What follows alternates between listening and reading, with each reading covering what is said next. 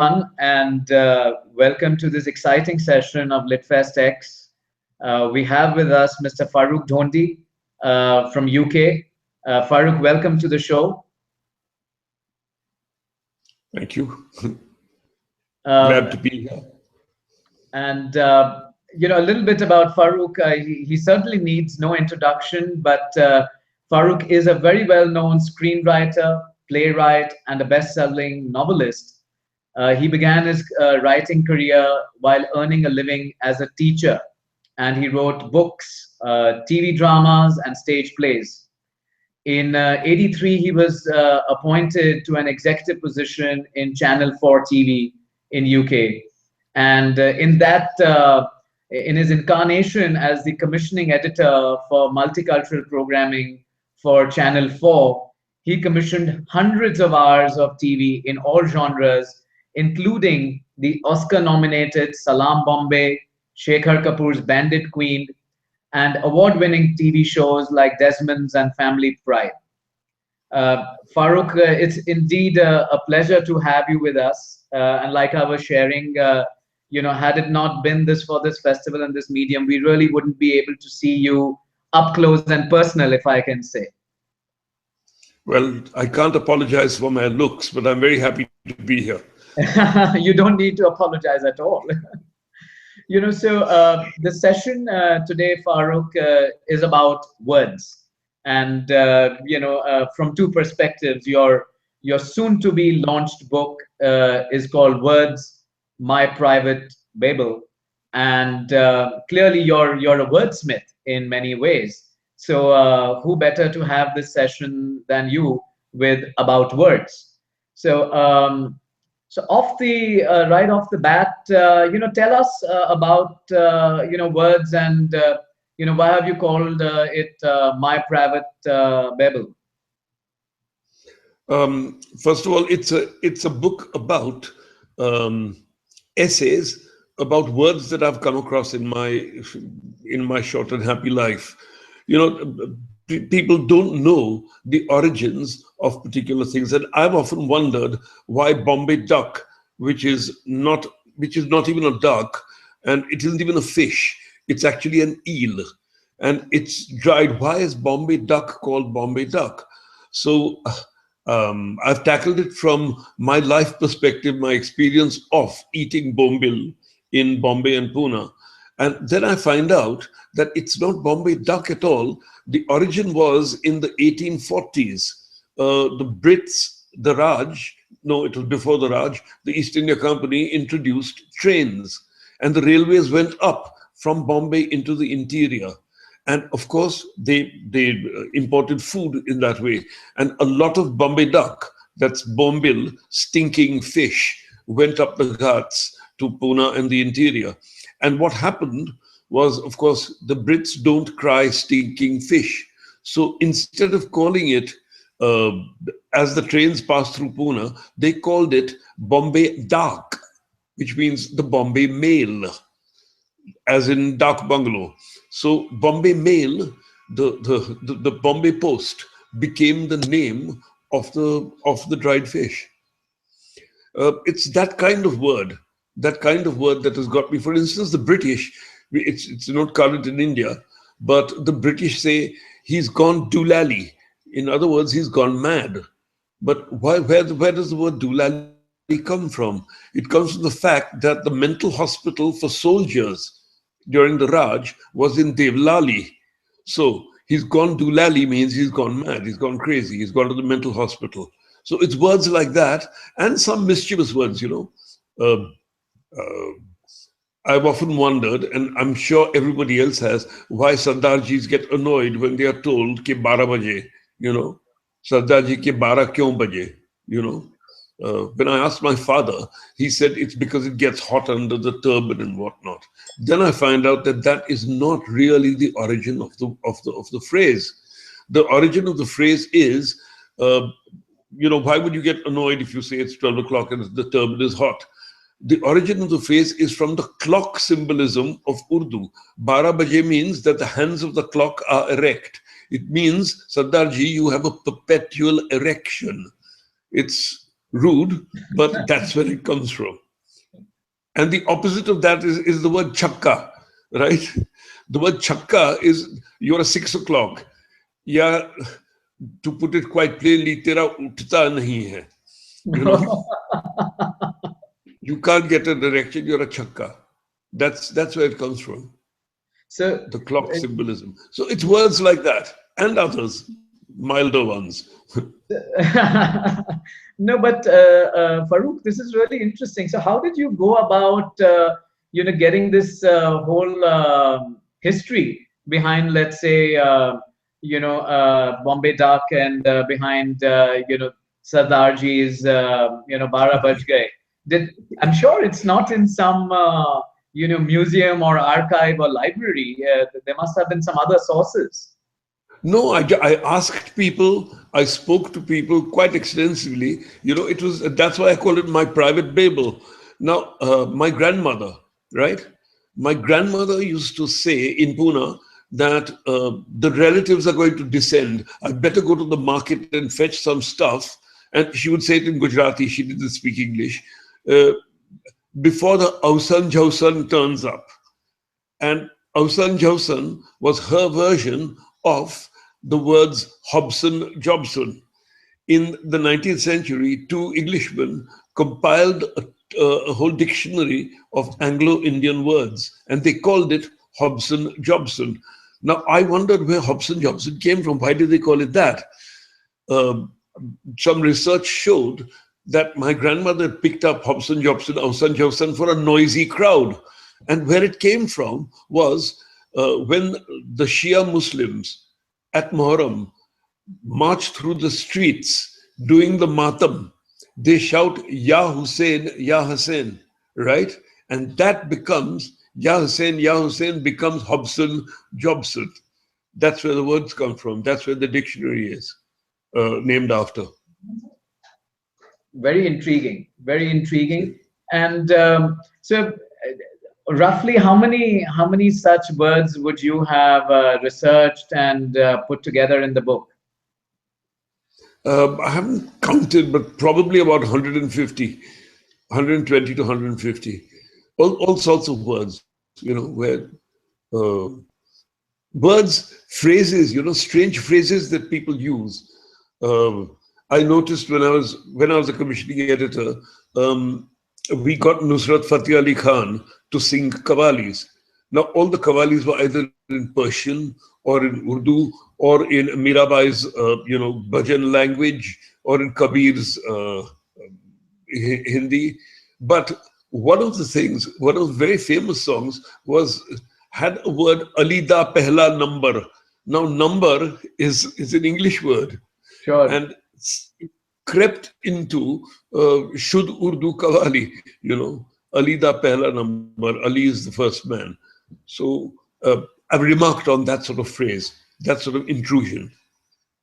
Yeah. That's very interesting. Tell us a little bit more about that, on how Nusrat got English words into his qawwali.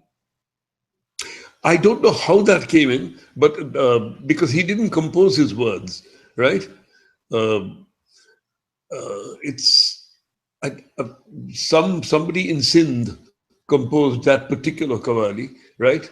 And obviously it's a Shia sect because it says Alida Pehla number. So number must have been hanging about for a few centuries, and it was incorporated into the language. There are very many curious things about. That's why I call it my private Babel. It's not definitive in any way. It's not a dictionary in any way. It's just stuff that intrigues me. For instance, on the you've ridden the suburban trains in Bombay. Guys come around with peanuts, and they sell it by shouting "time pass, time pass, time pass." That means pass the time by eating and shelling peanuts, right? And the peanuts are now known in particular circles on the suburban trains. Get some time pass, right? Not get me a mungphali or a peanut. Get me some time pass. And how did that come about? What was your research led to? What my research led to? I asked a chap on the why are you calling your peanuts time pass? He said, because people pass the time. You know, you go from Borivili or Khandivali to Churchgate, and you've got nothing to do, no newspaper to read. Pass the time by shelling peanuts and eating them. That's why it's called time pass. So very interesting. And tell me, how long did you sort of take to write this book, Farrukh? I mean, clearly it's been a very research-intensive book. You can call it research, but it's not respectable research. I didn't go to any libraries or, even look up the internet. It was occasional writing. So it's been going for a year or more, right? Maybe 2 years even. Just adding one word at a time, little essays, sometimes just one paragraph, sometimes 3 or 4 pages with some incident from my school life or college life, or something I'd heard in Delhi or Bombay or Kanpur or wherever. Right. And it's very interesting that you've taken the trouble, I would say, to look at a very wide variety of words. Yeah. Some of them are, like you said, quite rude. Some of them are quite endearing. And at the same time, they've all come from very different origins. So Yeah. like you've got from the Qawwalis, or you've got stuff from the Parsees. So you've got some good sections on words on Parsees, or I think surnames or something. Yes. For instance, my grandmother came from a family called Saklatwala, right? And I always thought that, people like you say, Billy Moria comes from Billimore, Tarapurwala comes from Tarapur, that Saklat must have been some village in Gujarat. So I looked up the atlas, I looked up the internet. There was no such place as Saklat. So I asked my second cousin, where the hell did this name come from? He said, well, the ancestors of your grandmother, my great-great-great-grandfather, used to import jute from Bengal and from what is now Bangladesh, and turn it in a mill in Bombay into sackcloth. And so they were known as the sackcloth walas, which became Saklatwala, right? That's where the name comes from. And anybody who lives in Bombay or knows Parsees knows somebody called Setna. Right. You probably do too. But where does the word Setna, the surname Setna, come from? It comes from the fact that when Parsees were an agrarian community in Gujarat, some of the men, the owners of the fields, the landlords, would have sex with their servant girls. And the servant girls would give rise who were then called by Parsi names, Rustam or Bepsi or whatnot. And she would distinguish, the mother would distinguish between her husband's children. I Mara Varna means these are my husbands. Ne I Setna, these are Seth's children. So Setna becomes the word for, dare I say it, for the bastard children of Parsi landlords. Okay.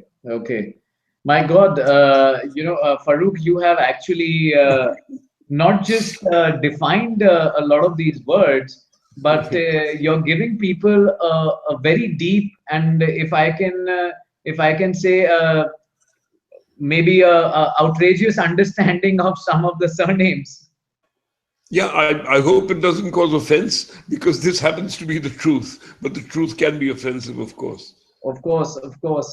And you've also mentioned a little about sort of Bollywood, and how some of the phrases and words have sort of stuck into Bollywood lingo. Tell us a little bit more about those. It's very strange that these phrases come into Bollywood songs with that. If you remember, in my childhood, there was a song Sunday ke Sunday. I love you, bhag yahan se dur. I love, so I love you. Meri Jaan, Sunday ke Monday Aana, that song. Uh, they started importing these kind of things. The other one, which always strikes me as funny, is the word tally ho. देखो हजार बार देखो देखने की चीज है हमारा दिल रुबा tally ho. Ho is what British, the British hunting brigade shout when they spot the fox. You ride on a horse, you spot us chasing the fox, and you see the fox, you shout tally ho. So how the hell did it come into ek baar dekho, hazar baar dekho, dekhne ki hamara dil ruba, tally ho. So you've actually got a fox hunting cry being used in a romantic cry comes to song to serenade. Maybe it means tally ho. So it's there's the language. People say phrases tension dene ka, Arey tension mat le yaar, comes into Bollywood lingo. There is, the Brit, and I've got those. Yeah. So, when they say, oh, he thinks he's the big cheese, right? I don't understand where that comes from. They think big cheese means, le grand fromage, the Kraft cheese or whatever. But of course, we know that big cheese means bahut badi cheese hai. It's from Urdu. Bahut badi cheese, the big cheese. So he thinks he's the big cheese, comes from the big. Maybe they'll read it and remember. So, Farrukh, which out of the 140 or 150 odd words that you sort of Yeah. deeper into, which were the 4 or 5 which were like your real favorites, or the ones where you really didn't expect the meaning to be coming from a very different source, or it to have a very different meaning than what the current shape and form of the word is? The first word that struck me, and that's where the book started, was Bombay duck, right? I wondered why, having called my life, why it was called Bombay. That was, quite startling. Some of the words, I am not sure that whether it's my fancy or whether I can prove it, right? For instance, when you say pav roti, right? Pav roti has been adopted in also, right? Pav means bread. So some people tell me that the word pav roti comes from Portuguese into India. I think it went the other way around, because at the corner of our street in Pune, where I lived as a child, was bakery, right? And they came from Goa, the Bako family, right? And they used to make bread.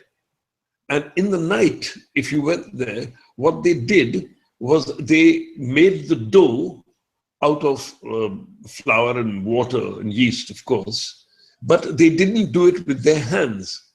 The family would get into this huge container of flour and jump on it. They would work the dough. So I thought to myself, the word pav roti comes from pav ki roti, means, by feet, because the word pav is in Marathi is feet. So it becomes feet bread. That's fascinating, and of course it goes to Portugal. Also, what is quite intriguing is the word Mumbai. Where does the word Bombay come from? People say it comes from Bombaya, which means good bay, good port. But of course, in Portuguese, Bombaya does not mean good beach. And it was hardly the islands were not named after good beaches.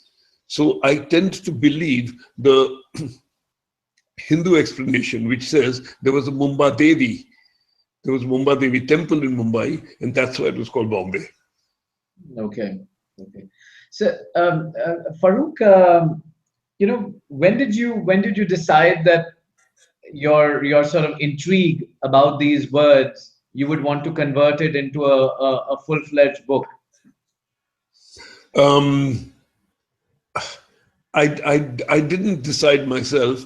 I was talking to my publisher, Kartika, from HarperCollins one day. We were having a drink somewhere or a cup of tea, I don't know. And I told her words. I think it began with um, a waiter turning up and saying, "I want beer," and they said, "A pint." Have a pint of draft. So he brought me a half pint of beer, a bottle. And I said, "That's half a pint." He said, "No, we call it a pint." So a half pint in India is called a pint. It's like calling, it's like calling a foot a mile, or which is intriguing. So I began to say that began to tell her that my mother, goat, mutton. Now, mutton is the English word for an old sheep, not for a goat at all. But when you have the curry, it's always called mutton curry, right? And it's not mutton, it's goat curry. So I began to tell Kartika this, and she said, "Why don't you write a book about it?" Because normally I write fiction, non-fiction, films, television. The book I'd written before for them was called The Bikini Murders, about, well, purportedly about Charles Sobraj, fictionalized. Yeah. And then about Rajneesh, or again fictionalized, Prophet of Love. Very, very, very interesting, story to how you got around to thinking of writing the book, Farrukh. And so what should readers be expecting? In a very sort of nutshell, what should readers be expecting when they buy the book and when they open it? Uh, they could learn something. They could learn something about the origin of words. They could get very angry. They could get very outraged. There are some, as I said, unsavory words that, I mean, I've heard, I won't explain it here, but I've heard very polite ladies in India pick up this Delhi University phrase, KLPD ho gaya. Now, I'm not going to explain what that means, but you probably know. And some readers, I have explained in the book what it means, or what the Delhi University campus has, invented this word. But the polite ladies who use it, where it comes from, they just use it as a defeat. Right. So there will be some outrage. There will be, and I hope it will entertain somebody. I hope people will laugh at some of the stuff, and I'm sure people will disagree with some of it. So internet exchanges on people challenging my thoughts. I've sometimes said that the thoughts ought to be challenged. For instance, the French word for soap is savon, right? Sapon, and does it come from Savan ka mahina? Does it come from spring in Hindi? I doubt it, but it's a fanciful way of saying that this transference may. Yeah. Right. So we'll get one more word from you, and I think you've got some words from the British language, the British English rather, and where you're trying to figure out the nuanced sort of history and the current usage of those words. Yeah. When I was in college in Pune, there was, we had intercollegiate concerts, right? And there were a pair of twins, Maharashtrian boys called the Avasti brothers. And they would always go on stage, and they had a 19th century comic stage act where they'd wear hats and British three-piece suits and carry canes, and they do a kind of tap dance thing, with it was all about the hat. And the words went, hat, where did you get that tile? Isn't it a knobby one and just the proper style? I'd like to have one just the same as that. Wherever I go, they say, hello, where did you get that hat? Now, the word knobby, where does it come from? And you ask any Englishman, what does it mean? Isn't it a knobby one? Said, isn't it a very stylish upper class one? It comes from the word Nawab, right? He was a very Nawabi person. So isn't it a knobby one? So the hat becomes a knobby, the adjective becomes from Nawab, it becomes knobby in English. That's very, and that's I've very recalled that story. again, so this is one of those rare examples of a non-English word being used like, a native English word. I mean, one could have never Oh, imagined that plenty of words. But I mean, some I haven't remarked on, they say a movie mogul, right? Right. A movie mogul. Why? Because Mughal emperors of India. Then they say, khichdi. It's not, khichdi has become kedgeree, and it's a dish that they mix, rice, dal. I don't think they put dal in it, but the rice and dried fish and stuff they put in kedgeree. So khichdi has become that. Lots of food items, right? Curry, vindaloo, chicken tikka masala, all the, that's all current. I haven't included those because they're pretty obvious. Yeah, but there are other obscure words that have come into the language, like I mentioned, doolally and big cheese and knobby, right? There are several incorporated things like that. Right. Farrukh, there have been a stream of questions coming on Twitter for you, but during Yeah. a conversation, I have inadvertently asked you those questions already. But Yes. I have one request to make. Please do join Twitter so that we can, your readers and fans and the general public can interact with you and have some more fun. Um, and clearly, your books, such as the upcoming one, Words, demands constant interaction between you and your readers and fans. I think maybe you're going to say that I am the culprit to sort of get you on to this whole digital and social media bandwagon, but so be Well, it. I think the fact that first time I've done this kind of thing. yeah, absolutely, absolutely. And it is being viewed by people live right now as you and I interact. And this recording will be available on the internet for people to view very shortly. So thank you Good. so much for joining us, Farrukh. And if you have a message for our viewers, about the platform, about the initiative LitFestx, we'd be very happy. Thank you. It's very enjoyable doing it. Great. Thank you, Farrukh, and wish your book all the success. I certainly am one which is going to buy more than one copy to give it out to some friends because it seems to be very, very interesting. Excellent. And if it gives offense, buy 20,000 of them and burn them. I'm sure. I'm sure how you and your publisher would love that. Yes, sure. I'm not against burning books as long as you buy them first. Absolutely, absolutely. Okay, take care, Farrukh. Thank you so much, and bye bye. Thank you. Bye. Thanks.